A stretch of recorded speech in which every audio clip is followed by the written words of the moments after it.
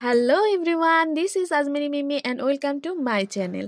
আজ আমি রান্না করেছিলাম দুনিয়ার সবচেয়ে সহজ চিকেন বিরিয়ানি রেসিপি। এতটাই সহজ যে যেদিন আমার রান্নাবান্না করতে একদমই ইচ্ছে করে না সেদিন আমি বিরিয়ানি রান্না করি। তারই সহজ রেসিপি আজ আমি আপনাদের সাথে শেয়ার করছি। তো প্রথমে চিকেনটাকে ম্যারিনেট করে নিতে হবে। তো প্রথমে পেঁয়াজ বাটা, রসুন বাটা দিয়েছি, এরপর স্বাদ মতো মরিচ গুঁড়া, পরিমাণ মতো লবণ দিয়েছি, এরপর দিয়েছি আদা পাউডার আর জিরা গুঁড়া, এরপর দিয়েছি 100 গ্রাম প্লেন টক দই। সব শেষে আমার বানানো বিরিয়ানির মশলা। এই মশলায় সব রকমের মশলা অ্যাড করা আছে, তাই আলাদা করে কোনো রকম গোটা মশলা দেওয়ার দরকারই নেই। এরপর ভালো করে ম্যারিনেট করে রেখে দিয়েছি 30 মিনিট। এবার এক পাশে বাসমতি চাল ধুয়ে সাথে কয়েকটা লবঙ্গ আর লবণ দিয়ে আর তাতে অল্প একটু তেল দিয়ে রাইস কুকারে বসিয়ে অপর পাশে চুলায় কড়াই বসিয়ে কিছুটা তেল গরম করে নিয়েছি।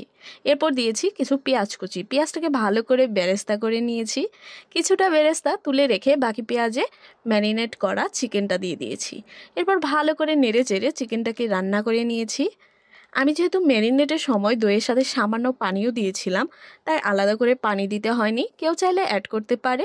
এরপর মাংস রান্না হয়ে গেলে ফুটানো বাসমতি চাল উপরে দিয়ে দিয়েছি, তার উপর রেখে দেওয়া বেরেস্তা আর কয়েকটা কিশমিশ দিয়েছি সুন্দর ফ্লেভারের জন্য। এ পর্যায়ে কেউ চাইলে ফুড কালার অ্যাড করতে পারে, বাট আমার বাচ্চা খাবে তাই আমি ফুড কালার ইউজ করিনি।